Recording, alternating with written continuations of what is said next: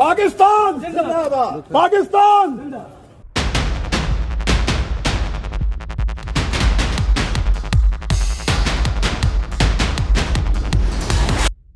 बिस्मिल्लाहिर्रहमानिर्रहीम। नाजरीन अस्सलाम वालेकुम, आप देख रहे हैं वाच टाइम्स। मैं हूं आपका मेज़बान ताहिर नसीर। नाज़रीन, आज मैं बात करूंगा सीनियर सहाफ़ी इमरान रियाज़ ख़ान के मुतल्लिक़ के आपको मालूम है इमरान रियाज़ ख़ान के ऊपर गद्दारी के मुकदमात दर्ज हैं। अब कौन सी ऐसी गद्दारी है जो इमरान रियाज़ ख़ान ने कर दी है कि जो हुकूमत से बर्दाश्त नहीं हो सकी, क्योंकि कानून ये कहता है, ये आईने पाकिस्तान में भी लिखा हुआ है कि जब भी गद्दारी का मुकदमा दर्ज होगा तो उस मुकदमे का मुद्दई जो है वो सरकार होगी, और उसके लिए बाज़ाब्ता तौर पर अगर वो सूबाई हुकूमत है तो सूबाई हुकूमत का कोई थाना है तो वहाँ से परमिशन ली जाएगी, और अगर वफाक का सूबा है तो वहाँ से परमिशन ली जाएगी। लेकिन यहाँ पे आप देख लें कि जिस तरह इमरान रियाज़ को तनकीद का तो चले निशाना बनाया ही गया है, लेकिन उसके ऊपर जो गद्दारी के मुकदमात दर्ज किए जा रहे हैं, और कल जिस तरह देखें कि आपको मालूम होगा जब उसको कचहरी में पेश किया गया तो इमरान रियाज़ ख़ान ने पाकिस्तान जिंदाबाद के नारे लगाए। जिसके सीने में पाकिस्तान जिंदाबाद के नारे हों, जो दिल से लगा रहा हो, वो कैसे गद्दारी कर सकता है।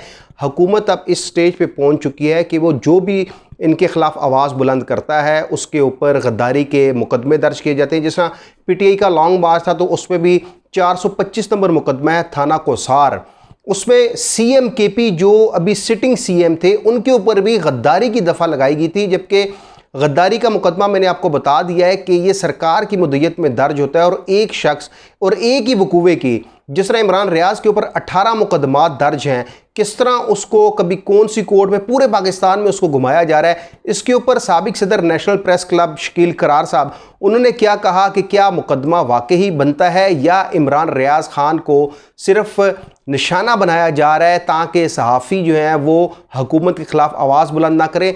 जो साबिक सदर नेशनल प्रेस क्लब है शकील करार, इस मुतल्लिक वो क्या कहते हैं, आइए उनकी गुफ्तगू सुनते हैं। अच्छा जी, ये बताएं कि इमरान रियाज़ ख़ान के ऊपर जो गद्दारी के मुकदमात दर्ज हुए हैं, कानून तो ये कहता है कि गद्दारी का मुकदमा उस वक्त दर्ज होगा जब सरकार मुद्दई बनेगी, और इमरान रियाज़ ख़ान के ख़िलाफ़ 18 मुकदमात दर्ज हैं और एक ही वकूवे के क्या इतने मुकदमात दर्ज हो सकते हैं, और इमरान रियाज़ ने गद्दारी क्या की थी। देखिए, इस हवाले से सुप्रीम कोर्ट की वाज़े इसके ऊपर फ़ैसला मौजूद है कि एक वकूल के ऊपर अगर 2 दावेदार हों तो एक की FIR होगी और दूसरे का उसमें क्रॉस वर्जन होगा, यानी कि एक वाक़े की सिर्फ एक ही FIR दर्ज हो सकती है, दूसरी FIR नहीं हो सकती है। सेकंड पार्टी का, दूसरी पार्टी का मौक़िफ़ जो है वो बतौर क्रॉस वर्जन उसमें शामिल किया जाता है, यानी कि ज़िम्मियों में शामिल करके उसका दावा भी इसमें शामिल किया जाता है कानूनी तौर पर। लेकिन पाकिस्तान में माजी में भी होता रहा है कि सहाफ़ियों के ख़िलाफ़ जब मुकदमातबाजी होती है तो फिर उसमें कानून को नहीं देखा जाता, उसमें फिर देखा जाता है कि किस सहाफ़ी ने कहाँ तक किस हुकूमत को या हुकूमती किसी अहदेदार को कहाँ तक उसको ख़राब किया है, उसके ख़िलाफ़ बोला है। तो ये भी इसी तरह इमरान रियाज़ ख़ान के ख़िलाफ़ भी ये कुछ हो रहा है कि 20 के करीब FIR हैं, और उसमें जो उनको दफ़ा समझ आ रही हैं पुलिस को वो अपने तौर पर लगाए जा रहे हैं। पहली FIR रावलपिंडी की अदालत ने जो पीका एक्ट की 5 के 6 दफ़ात थी वो वहीं पर ख़त्म करने के बाद उस केस को रेफ़र कर दिया था अटक की कोर्ट में। तो ये सिर्फ़ और सिर्फ मैं समझता हूँ कि इमरान रियाज़ और दीगर इस तरह के जो सहाफ़ियों को निशाना बनाया जा रहा है, तो ये सियासी इंतकाम का निशाना बनाया जा रहा है, जिसकी हम मज़म्मत करते हैं। किसी के मौक़िफ़ या किसी की आवाज़ को दबाना अच्छी बात नहीं है। अगर आपको इख्तिलाफ़ है तो आप बात करें, लेकिन इस तरह की मुकदमेबाजी बनाकर सियासी इंतकाम का निशाना बनाना, ये हम समझते हैं कि ये किसी तरह भी इसको सराहा जा सकता है। हुकूमती लोग तो इसको सराह रहे हैं, लेकिन हम समझते हैं कि हम सहाफ़ी समझते हैं कि ये माजी में भी होता रहा है, अब भी हो रहा है, अब थोड़ा मुख्तलिफ़ अंदाज से हो रहा है, लेकिन इस तरह की चीज़ों से सहाफ़ियों के अंदर जो है वो बेचैनी बढ़ रही है, कम नहीं होगी। अच्छा, क्या वजह कि जो सहाफ़ी कम्यूनिटी है वो इस हवाले से कोई प्रोटेस्ट नहीं कर रही, और कई सहाफ़ी ये लेबल लगा रहे हैं कि वो इमरान रियाज़ ख़ान पाकिस्तान तहरीक इंसाफ के तर्जमान लग रहे थे। क्या वजह सहाफ़ी बरादरी उस तरह बाहर नहीं निकल रही? इससे पहले भी कई सहाफ़ियों के ऊपर मुकदमात दर्ज हुए थे, उस वक्त यूनिटी थी। अब क्या समझा जाए कि क्या सहाफ़ियों को भी तोड़ने की कोशिश की गई है, तफरका डाला जा रहा है? देखिए, सहाफ़ियों के अंदर पहले ही तकसीम दर तकसीम है। अगर हम बात करते हैं PFUJ की तो 6 PFUJ मुख्तलिफ़ शक्ल में मुख्तलिफ़ नामों से मुख्तलिफ़ इलाकों में बन चुकी हैं।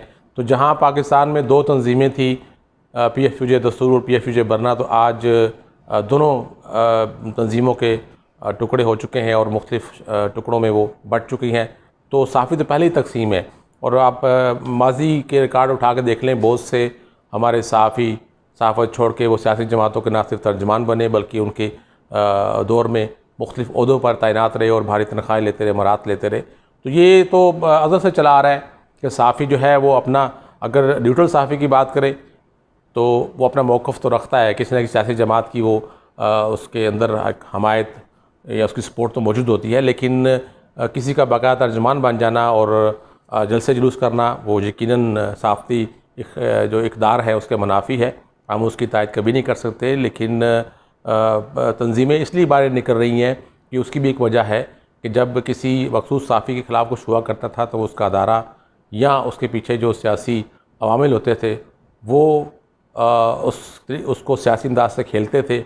तो अब क्योंकि PTI अगर उस दावेदार कर रही है कि उनका सपोर्टर है, उनके साथ चल रहा है, तो वो PTI उस तरह इमरान रियाज़ की सपोर्ट नहीं कर रही है।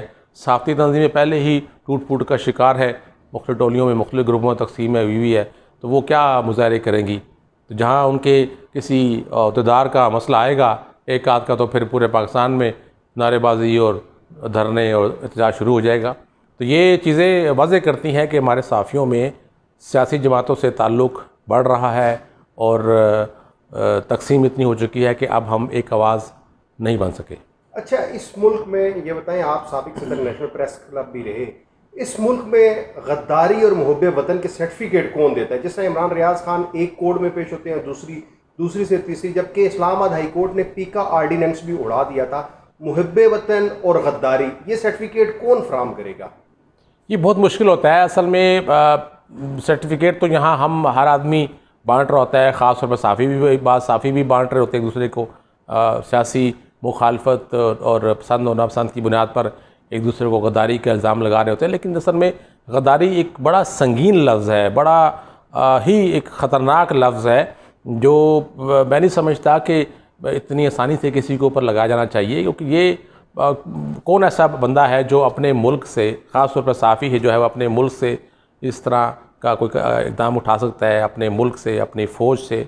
फ़ौज भी हमारी है, मुल्क भी हमारा है। तो कौन सा सहाफ़ी ऐसा है जो इस मुल्क, इस रियासत, इस स्टेट या आर्मी के ख़िलाफ़ कोई ऐसी नफ़रत अंगेज़ बात करेगा या करता है? तो अगर कोई करता है तो हम तो ज़ाहिर से उसकी सपोर्ट नहीं कर सकते, ना उसकी साथ खड़े हो सकते हैं। लेकिन अब ये चीज़ मैं समझता हूँ कि ये चूँकि सियासी जमातें हर दौर में अपने तरीके से कानून बनाती हैं, उसको इस्तेमाल करती हैं, अपने मकासद के लिए सहाफ़ियों को इस्तेमाल करती हैं कानून का सहारा लेकर। तो ये जब तक हमारे सहाफ़ियों के अंदर इख्तलाफात और तकसीम और धड़ेबाजी चल रही है, ये मामला इस तरह चलते रहेंगे। आज इमरान रियाज़ है तो कल कोई और होगा, परसों कोई और होगा। तो जब तक हमारे सियासी अज़ाइम एक तरफ और सहाफ़ती तंजीमें एक तरफ नहीं होंगी, तो ये इमरान रियाज़ जैसे कहीं लोग निशाना बनते रहेंगे सियासी जमातों का, मुख्तलिफ़ काले कवानीन का। तो उसका हल सिर्फ़ और सिर्फ हमारे सहाफ़ियों में इत्तेहाद है। आज भी अगर हमारे कारकुन सहाफ़ी अगर वो इत्तेहाद कर लें अपनी इन तंजीमों के ख़िलाफ़ या अपने हकूक़ के लिए, तो मैं समझता हूँ कि हुकूमत कोई भी हो वो उसको घुटने टेकने पर मजबूर कर सकते हैं। जी तो नाजरीन, ये साबिक़ सदर नेशनल प्रेस क्लब शकील करार की आपने गुफ्तगू सुनी। अब देख लें कि सहाफ़ियों में इतना फ़र्का पड़ चुका है कि पहले इससे कबल किसी भी सहाफ़ी के ऊपर मुकदमा दर्ज होता था या वो गिरफ़्तार होता था तो सहाफ़ी बरादरी बाहर निकलती थी। लेकिन अब ये बात आ चुकी है सामने के तमाम जो सहाफ़ी हैं उन्होंने मुख्तलिफ़ जमातें पकड़ी हैं, उनके वो भी तर्जमान बने हुए हैं। आप माजी उठा के देख लें, इस दफ़ा सिटिंग गवर्नमेंट में भी कितने सहाफ़ी हैं जिनको नवाजा गया है। लेकिन सहाफ़ियों में फ़र्का किसने डाला? इमरान रियाज़ खान के ऊपर मुकदमात दर्ज कराने वाले लोग कौन हैं? वो आम शहरी हैं। वो क्या एक पैगाम दे रहे हैं आम आवाम को कि कोई भी किसी भी हुकूमत के ख़िलाफ़ आवाज़ बुलंद करेगा तो वो गद्दार हो जाएगा। अब यहाँ पे सवाल यह है कि फिर अगर वो गद्दार है, इमरान रियाज़ खान गद्दार है, तो पाकिस्तान में मुहब्बे वतन सहाफ़ी कौन है? क्या वो सहाफ़ी मुहब्बे वतन पाकिस्तानी है जो हुकूमत की हर बात को ऐसा पेश करे कि ऐसी हुकूमत कभी पाकिस्तान में आई नहीं है? या किसी के ऊपर भी तनकीद करने से वो गद्दार बन जाता है। इमरान रियाज खान के ऊपर जो मुकदमात दर्ज हुए हैं, जो उनको जिस तरह ज़लीलो ख्वार पूरे पाकिस्तान में किया जा रहा है, अगली किस्त इंशाल्लाह आपको वो बताएंगे। और अटक में जिस शख्स ने मुकदमा दर्ज करवाया है वो पुलिस से डिसमिस मुलाजिम है, उसको किसने कहा था मुकदमा दर्ज करवाए, कि क्या हुआ, ऐसी कौन सी बात इमरान रियाज खान ने कर दी। जबकि आप देख लें कि माजी की तकरीरें उठा के देख लें, मरीम नवाज़ शरीफ ने तो बिल्कुल तनकीद का निशाना बनाया था हमारी फोर्सेस के जो ऑफिसर हैं उनको, और वहाँ पे गद्दारी का मुकदमा दर्ज नहीं हुआ। और यहाँ पे जिसने सच बात बताई उसको आप गद्दार करार दे रहे हैं। क्या ये खुला तजाद नहीं? अगले प्रोग्राम तक के लिए अपने मेज़बान ताहिर नसीर को इजाज़त दीजिए। अल्लाह हाफिज़।